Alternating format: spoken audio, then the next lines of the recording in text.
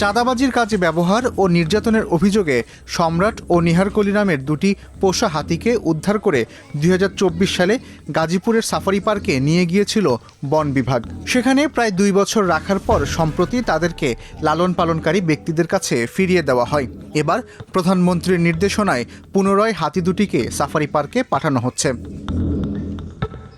24 August সোমবার বন বিভাগ হাতি দুটিকে ফেরত নিয়ে এসেছে। বন বিভাগের কর্মকর্তাদের দাবি, ফেরত আনার সময় সম্রাট নামের হাতিটির শরীরের বিভিন্ন স্থানে ক্ষত দেখা গেছে। আমরা যখন হাতিটিকে আমরা নিয়ে আসতে অফিস হেফাজতে নিয়ে আসার জন্য খুঁজতে যাই, গিয়ে সেটা তার শরীরে বিভিন্ন জায়গায় আমরা ফ্র্যাকচার দেখি, তার সুরে বিভিন্ন জায়গায় কাটা, পায়ের থেকে ব্লাড বের হচ্ছিল এবং তার শরীরে বিভিন্ন জায়গায় ক্ষতের দাগ আছে। হাতিটা লাঠিটিলা বনপিটের আশেপাশের এরিয়াতেই ছিল।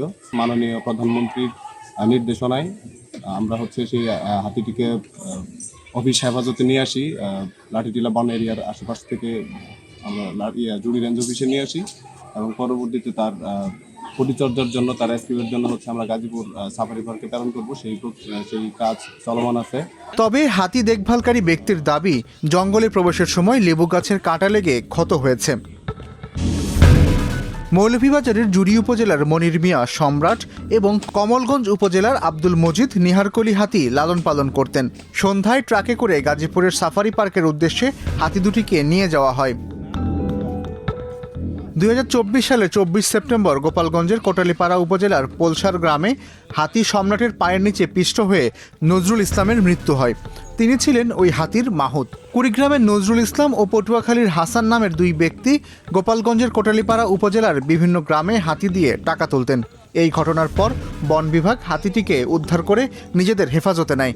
পরে পুনর্বাসনের জন্য গাজীপুর সাফারি পার্কে নেওয়া হয়েছিল। অন্যদিকে একই বছরের 31 আগস্ট নারায়ণগঞ্জের ভুলতা এলাকা থেকে হাতি নিহারকলিকে উদ্ধার করা হয়। সেখানে এক ব্যক্তি হাতিটি দিয়ে রাস্তায় মানুষের কাছে টাকা তুলতেন। এছাড়া সেটিকে লালন পালনকারীর লোকজন বেঁধে নির্যাতন করতেন বলে সামাজিক যোগাযোগ মাধ্যমে ভিডিও ছড়িয়ে পড়েছিল।